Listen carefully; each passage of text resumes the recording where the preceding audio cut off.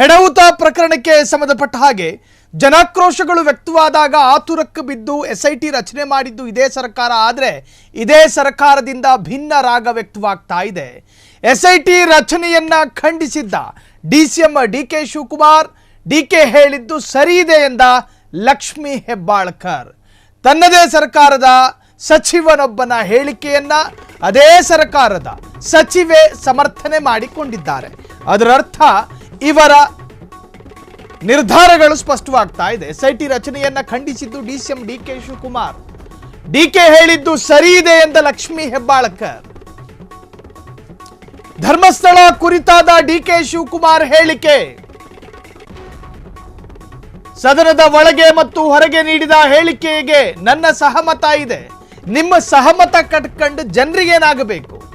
Mask man ನೂರಾರು ಕತೆ ಹೇಳುತ್ತಿದ್ದಾನೆ, ನಿಮಗೆ ಹೆಂಗ್ ಗೊತ್ತು? ನಾವೆಲ್ಲರೂ ಧರ್ಮಸ್ಥಳ ಮಂಜುನಾಥನ ಭಕ್ತರು. ನೀವು ಮಾತ್ರ ಅಲ್ಲ ರೀ, ಜಗತ್ತಿನ ಅನೇಕರು ಭಕ್ತರೇ. ವೀರೇಂದ್ರ ಹೆಗ್ಗಡೆ ಸಾಮಾಜಿಕ ಕಾರ್ಯ ಮಾಡಿದ್ದಾರೆ, ಎಲ್ಲರಿಗೂ ಗೊತ್ತಿರುವ ವಿಚಾರ. ಅನ್ನಪ್ರಸಾದ ಮಾಡುತ್ತಿದ್ದಾರೆ, ಸಾಂಪ್ರದಾಯಿಕವಾಗಿ ಬಂದಿರೋ ಪದ್ಧತಿ. ಧರ್ಮಸ್ಥಳದ ಪರ ಸಚಿವೆ ಹೆಬ್ಬಾಳ್ಕರ್ ಓಪನ್ ಬ್ಯಾಟಿಂಗ್.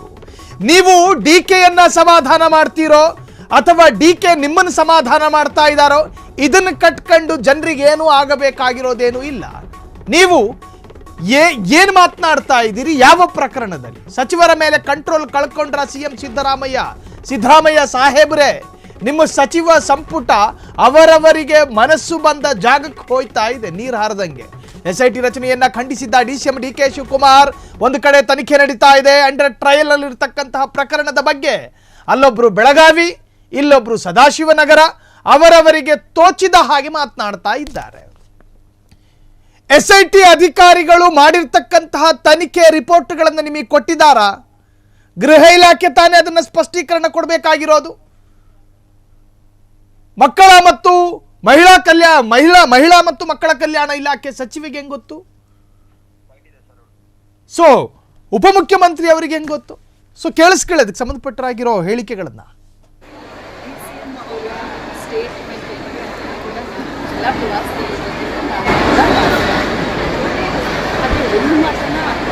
ಸ್ಪಷ್ಟವಾಗಿ ಹೇಳಲಿಕ್ಕೆ ನಾವೆಲ್ಲರೂ ಧರ್ಮಸ್ಥಳ ಮಂಜುನಾಥ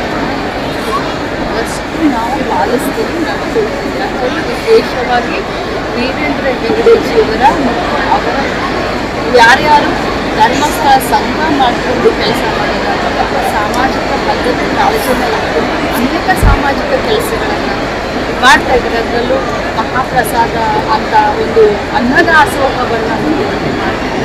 ಅದೆಲ್ಲ ನನಗೆ ಆದರ್ಶ. ನಾನು ಇಷ್ಟನ್ನೇ ಮಾತಾಡ್ತೀನಿ. ಎಸ್ಐಟಿ ತನಿಖೆ ಇದು ಷಡ್ಯಂತ್ರ ಆಗಿದೆ ಅಂತ ಅದೇ ಡಿಸಿಎಂ ಮತ್ತು ಅವರ ಒಂದು ಡಿಸಿಎಂ ಅವರೇನು ಸೆಂಟೆನ್ಸ್ ಹೇಳಿದರೆ, ಒಂದು ವ್ಯಾಖ್ಯಾನ ಮಾಡಿದರೆ ಅದಕ್ಕೆ ನಾನು ಕೂಡ ಕೊಡಿಸ್ತೀನಿ ಅಂತ ಹೇಳಿ ನಾನು ಒಂದೇ ಸೆಂಟೆನ್ಸ್ನಲ್ಲಿ ಹೇಳಿದೆ. ಡಿಸಿಎಂ ಅವರು ಹೇಳಿರುವ ವಾಕ್ಯಗೆ ನಾನು ಕಥೆ ಕಟ್ತಿದ್ದಾನಂತೆ ಸಾಕ್ಷಿದಾರ. ಜೂನ್ ತಿಂಗಳಿಗೆ ಕೊಡಬೇಕಾಗಿರೋ 2,000 ಹಣ ಆಗಸ್ಟ್ ಆದ್ರೂ ಬರ್ದಲೇ ಇದ್ದಾಗ ಜನ ಕೇಳ್ತಾರೆ ನೋಡಿ ನಮ್ಮ ದುಡ್ಡೆಲ್ಲಿ ಅಂತ. ಆಗ ನೀವು ಕತೆ ಕಟ್ಟೋದು, ನಿಮ್ಮ ಸರ್ಕಾರ ಕತೆ ಕಟ್ಟೋದು. ಮಹಿಳಾ ಮತ್ತು ಮಕ್ಕಳ ಕಲ್ಯಾಣ ಇಲಾಖೆ ಸಚಿವೆ ನೀವು ಕತೆ ಕಟ್ಟೋದು ಅಂತ ಜನ ಹೇಳಿದ್ರೆ ಹೆಂಗಿರುತ್ತೆ? ತನಿಖೆ ನಡೀತಿಲ್ವಾ? ಎಸ್ಐಟಿಯ ಮುಖ್ಯಸ್ಥ ಹೇಳಬೇಕು ಅದು ಕಥೆ ಅಂತ. ಎಸ್ಐಟಿಯ ಮುಖ್ಯಸ್ಥ ಅದನ್ನು ತೀರ್ಮಾನ ಮಾಡಬೇಕು. ತನಿಖೆ ಮಾಡಿದವರವರು. ಪಾತಾಳ ಗರಡಿಯಲ್ಲಿ ಆಕ್ಟಿವ್ ಆಗಿರೋದು ಎಸ್ಐಟಿ ಅಧಿಕಾರಿಗಳು, ನೀವುಗಳಲ್ಲ. ನೀವೇನು ಹರೆಗುದ್ಲಿ ತಗೊಂಡು ಹೋಗಿದ್ದೀರೇನು ಅಖಾಡಕ್ಕೆ? ಇಲ್ಲ ತಾನೇ? ನಿಮಗೇನು ಗೊತ್ತು ಕಥೆ ಅನ್ನೋದು? ತನಿಖೆ ನಡೀತಾ ಇದೆ. ಅಪೂರ್ಣಗೊಂಡ ತನಿಖೆಯನ್ನ ಡಬ್ಬಿ ಅಂತಾರೆ ಡಿಕೆ ಶಿವಕುಮಾರ್. ಬೆಳಗಾವಿಯ ಈ ಸಚಿವೆ ಅದನ್ನು ಕಥೆ ಅಂತ ಹೇಳ್ತಾರೆ. ನಿಮಗೆ ಹೆಂಗ್ರಯ್ಯ ಗೊತ್ತು? ಜನರ ಹೃದಯಕ್ಕೆ ಗೊಂದಲ ಉಂಟು ಮಾಡೋದಲ್ವಾ ಇದು? ಮಂಜುನಾಥನ ಪಾವಿತ್ರ್ಯತೆಗೆ ಯಾರ್ಯಾರು ಅಡ್ಡಿ ಬರ್ತಾರೋ ಅವರೆಲ್ಲರೂ ಕೂಡ ಷಡ್ಯಂತ್ರದ ಭಾಗನೇ, ಅದನ್ನು ನಾವು ಒಪ್ಕೋತೀವಿ. ಆದರೆ ತನಿಖೆ ನಡೀತಿರ್ತಕ್ಕಂಥ ಹೆಣವೂತ ಪ್ರಕರಣಕ್ಕೂ ಮಂಜುನಾಥನ ಪಾವಿತ್ರ್ಯತೆಗೂ ಏನು ಸಂಬಂಧ? ನೀವ್ಯಾಕೆ ಅದಕ್ಕೆ ಲಿಂಕ್ ಮಾಡ್ತೀರಾ ಅಂತ ಹೇಳಿ ಜನ ಮಾತನಾಡ್ತಾ ಇದ್ದಾರೆ. ಲಕ್ಷ್ಮೀ ಹೆಬ್ಬಾಳ್ಕರ್ ಅವರೇ, ನೀವು ಜನಪ್ರತಿನಿಧಿ, ಸಿದ್ದರಾಮಯ್ಯರ ಕ್ಯಾಬಿನೆಟ್ನಲ್ಲಿ ನೀವು ಒಬ್ಬರು ಸಚಿವೆ, ಅದರಲ್ಲೂ ಪ್ರಭಾವಿ ಸಚಿವೆ. ಉಪಮುಖ್ಯಮಂತ್ರಿ ಅವರು ಒಂದು ಕಡೆ ಹೇಳ್ತಾರೆ ಇದು ಖಾಲಿ ಡಬ್ಬಿ ಅಂತ, ಒಂದು ಉಪಮುಖ್ಯಮಂತ್ರಿಯ ಬಾಯಿಯಿಂದ ಬರಬೇಕಾದಂಥ ಹೇಳಿಕೆನಾ ಅದು? ನಗುತ್ತಾರ ಜನ.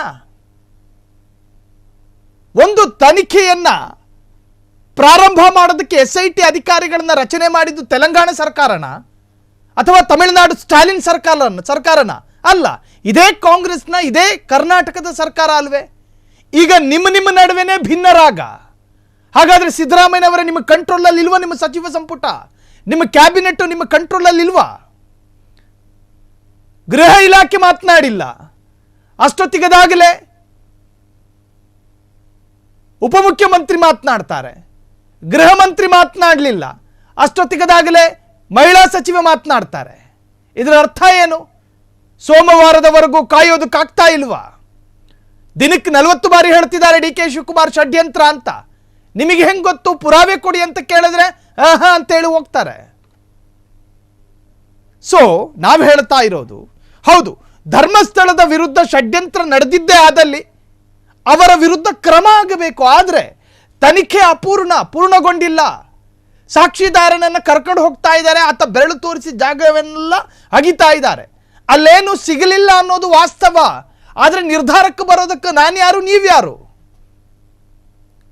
SIT ಮುಖ್ಯಸ್ಥ ಮೊಹಾಂತಿ ಹೇಳದೇ ಇರತಕ್ಕಂತಹದ್ದು, SIT ಮುಖ್ಯಸ್ಥ ಮೊಹಾಂತಿಯಿಂದ ಬರ್ದಲೇ ಇರತಕ್ಕಂಥ ನಿರ್ಧಾರಗಳು ಸಚಿವರ ಬಾಯಿಗಳಲ್ಲಿ. ಒಂದು ಕಡೆ ಬಿಜೆಪಿ ಸಚಿವ, ಬಿಜೆಪಿ ಶಾಸಕರು ಬೆಂಗಳೂರಿನಿಂದ ಧರ್ಮಸ್ಥಳಕ್ಕೆ ಯಾತ್ರೆ ಮಾಡ್ತಾ ಇದ್ದಾರೆ. ಅದಕ್ಕೆ ಪುಷ್ಟಿ ಕೊಡುವಂತೆ ಉಪಮುಖ್ಯಮಂತ್ರಿ ಅವರು ದಿನಕ್ಕೊಂದೊಂದು ಸ್ಟೇಟ್ಮೆಂಟ್ ಕೊಡ್ತಾ ಇದ್ದಾರೆ. ಇದು ಬಿಜೆಪಿ ಶಾಸಕರನ್ನ ಉದ್ರೇಕ ಮಾಡೋದಲ್ವಾ? ಜನರನ್ನ ಗೊಂದಲಕ್ಕೀಡು ಮಾಡೋದಲ್ವಾ? ನಡೀಲಿ, ತನಿಖೆ ಪೂರ್ಣಗೊಳ್ಳಲಿ. ನಿಮಗೆ ಸಾಧ್ಯ ಇದ್ರೆ SIT ತನಿಖೆಯನ್ನು ಅರ್ಧಕ್ಕೆ ನಿಲ್ಲಿಸಿ, ಸಾಕು ಇದು ಅಂತೇಳಿ. ಸರ್ಕಾರದ ಬೊಕ್ಕಸಕ್ಕೆ ಪೆಟ್ಟಾಗ್ತಾ ಇದೆ. ಮೊದಲೇ ಸರ್ಕಾರದ ಬೊಕ್ಕಸದಲ್ಲಿ ಹಣ ಇಲ್ಲ, ಗ್ಯಾರಂಟಿ ಸ್ಕೀಮ್ಗಳಿಗೆ ಹಾಕಿ ಸಂಪನ್ಮೂಲದ ಕೊರತೆ ಇದೆ. ಹಾಗಾಗಿ ನೀವು SIT ತನಿಖೆಯನ್ನು ಅರ್ಧಕ್ಕೆ ಮೊಟಕು ಮಾಡಿ JCBಗೆ ಡೀಸೆಲ್ ಹಾಕೋದಕ್ಕೆ ಸಾಧ್ಯ ಆಗ್ತಾ ಇಲ್ಲ, ಅಲ್ಲಿಂದ ಸೀದಾ ಬಂದ್ಬಿಡಿ ಬೆಂಗಳೂರಿಗೆ ಅಂತ ಹೇಳಿಬಿಡಿ. ಅದಾದ ನಂತರ ಸ್ಟೇಟ್ಮೆಂಟ್ಗಳನ್ನು ಕೊಡಿ. ಪಾಪ ಮೊಹಾಂತಿ ನೇತೃತ್ವದಲ್ಲಿ ತನಿಖೆ ನಡೀತಾ ಇದೆ. ಪಾಪ ದಿನಕ್ಕೊಂದೊಂದು ತಿರುವು ಪಡೆದುಕೊಳ್ತಾ ಇದೆ. ಅನನ್ಯ ಭಟ್ ಪ್ರಕರಣದಿಂದ ಹಿಡಿದು, ಸೌಜನ್ಯ ಪ್ರಕರಣದಿಂದ ಹಿಡಿದು, ಹೆಣಊತ ಪ್ರಕರಣದಿಂದ ಹಿಡಿದು, ಹೇಮಲತಾ ಪ್ರಕರಣದಿಂದ ಹಿಡಿದು, ಹೀಗೆ ಅನೇಕ ಸಾಕ್ಷಿದಾರರು ನಮಗ್ ಗೊತ್ತು ಅಂತ ಬರ್ತಿರ್ಬೇಕಾದ್ರೆ ಇವರೆಲ್ಲ ಹಾಗಾದ್ರೆ ಹುಚ್ಚುರ? ಸೊ ಈ ಅರ್ಥದಲ್ಲೂ ಕೂಡ ಚರ್ಚೆಗಳು ಶುರುವಾಗಿದೆ. ಕ್ಷಣ ಕ್ಷಣದ ಸುದ್ದಿಗಳಿಗಾಗಿ ಫ್ರೀಡಂ ಟಿವಿ ಸಬ್ಸ್ಕ್ರೈಬ್ ಮಾಡಿ, ಲೈಕ್ ಮಾಡಿ ಹಾಗೂ ಫಾಲೋ ಮಾಡಿ. ಹೊಸ ಸುದ್ದಿಗಳ ನೋಟಿಫಿಕೇಶನ್ಗಾಗಿ ಬೆಲ್ ಐಕಾನ್ ಮೇಲೆ ಕ್ಲಿಕ್ ಮಾಡಿ.